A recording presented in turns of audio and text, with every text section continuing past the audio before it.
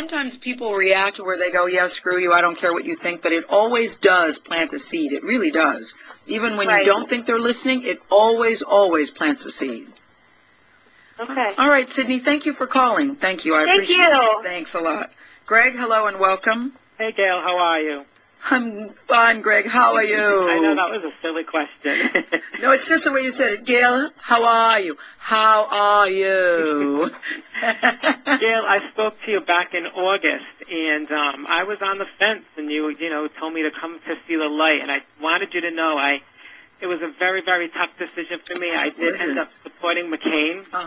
However, with that said, any disappointment that I had that evening was totally washed away when I watched Obama making his acceptance speech. Yes. I was just filled with so much pride to be an American, just to show that our country moved beyond the racism that we had. 45 years ago, this man could not even sit at a lunch counter with me, and now he's going to be leading our nation. Right. And I just think it's a uniting factor for this whole country to get together behind him and give him the support that I think he deserves. And you know what, Greg, what struck me about his speech, I think he's very cognizant that there are people like you in the audience, in the country certainly, that didn't support him and were not happy about his election.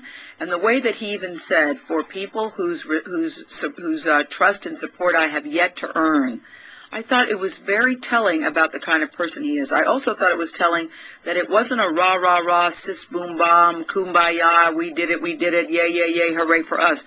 It was very, very somewhat somber, very steady, and just very, we all still have work to do.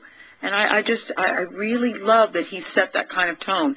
To me, he seemed very presidential. He was very inclusive, even in the end, even knowing that not everybody voted for him, because he said, I'm still your president, and I'm still hearing and still want to hear your voice.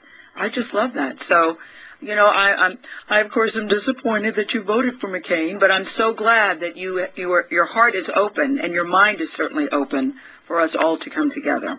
And I just wanted to leave you with one thing. While I was watching him make this acceptance speech, all I could picture in my mind is Martin Luther King standing behind his shoulder smiling at him. And I teared up watching it. And at that moment, everything changed in this country for me. And think about this, Greg, for a second. Inauguration is January 20th, Martin Luther King's birthday. The celebration of his birthday is January 19th. How about that? That's an awesome I cannot wait. Thank you, Greg. You are listening to the Gayle King Show on Oprah and Friends XM 156.